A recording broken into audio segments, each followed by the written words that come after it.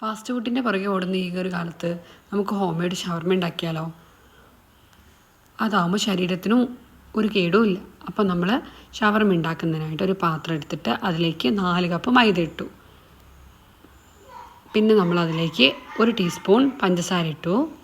പിന്നെ നമ്മളതിലേക്ക് കുറച്ച് ഒരു ടേബിൾ സ്പൂൺ തന്നെ നമ്മൾ ഈസ്റ്റ് നമ്മൾ കുതിരാൻ വേണ്ടി വെച്ചിട്ടുണ്ട് കേട്ടോ.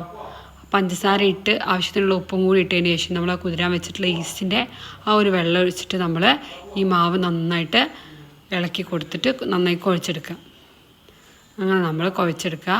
പിന്നെ വെള്ളം ആവശ്യമുണ്ടെങ്കിൽ കുറച്ചുകൂടി വെള്ളം കൂടി നമുക്ക് ഒഴിച്ചു കൊടുത്തിട്ട് നന്നായിട്ട് കുഴച്ചെടുക്കാവുന്നതാണ് കേട്ടോ. ഇത് നന്നായിട്ട് കുഴച്ചെടുക്കുക.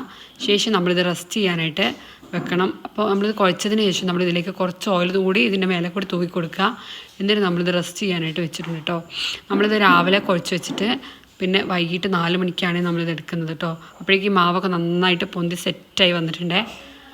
അപ്പം നമ്മൾ ഈ മാവ് എടുത്തിട്ട് ഒരു 6 ബൗളുകളാക്കിയിട്ടുണ്ട്.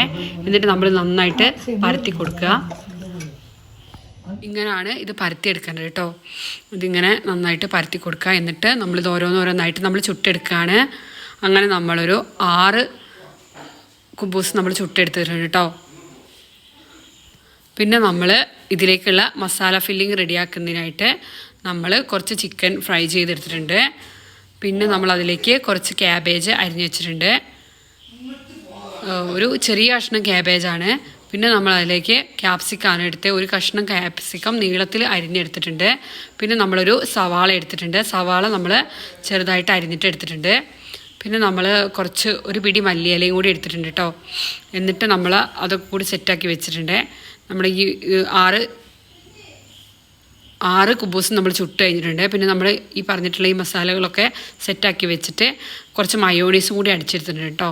ഇതിലേക്ക് മയോണീസും ആവശ്യമാണ്. കെച്ചപ്പ് വേണമെങ്കിൽ കെച്ചപ്പ് നമുക്ക് ആഡ് ചെയ്യാവുന്നതാണ് കേട്ടോ.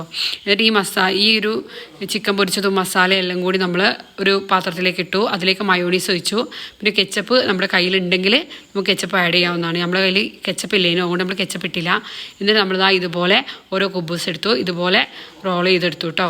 2 സൈഡും മടക്കി നമ്മൾ റോൾ ചെയ്തെടുത്തു കേട്ടോ. എന്നിട്ട് നമ്മളിത് ഒരു പാൻ വെച്ചു. അതിലേക്ക് കുറച്ച് നെയ്യ് ഒഴിച്ചിട്ട് നമ്മളിത് നന്നായിട്ട് അപ്പുറവും ഇപ്പുറവും നന്നായിട്ട് ഫ്രൈ ചെയ്തെടുക്കുക. ഒന്ന് ചൂടായി വരുന്ന പോലെ ഇതുപോലെ ഒന്ന് ഫ്രൈ ചെയ്തെടുക്കുക. അപ്പോൾ ഇത് കഴിക്കാനും നല്ല ടേസ്റ്റാണ്. മക്കൾക്കൊക്കെ നന്നായിട്ട് ഇഷ്ടപ്പെടും. അപ്പോൾ ഇതുപോലുള്ള കൂടുതൽ വീഡിയോസ് കാണുന്നതിനായിട്ട് നമ്മുടെ ചാനൽ സബ്സ്ക്രൈബ് ചെയ്യാനും ലൈക്ക് ചെയ്യാനും ഷെയർ ചെയ്യാനും മറക്കല്ലേ. പിന്നെ ബെല്ലൈക്കണും കൂടി പ്രസ് ചെയ്തിട്ടുണ്ടെങ്കിൽ നിങ്ങൾക്ക് നമ്മളിടുന്ന എല്ലാ വീഡിയോസിൻ്റെയും നോട്ടിഫിക്കേഷൻ ലഭിക്കുന്നതാണ് കേട്ടോ.